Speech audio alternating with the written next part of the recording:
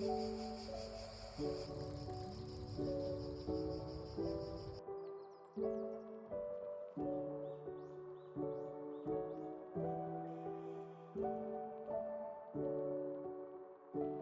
found this, but we do not know what fruit it is.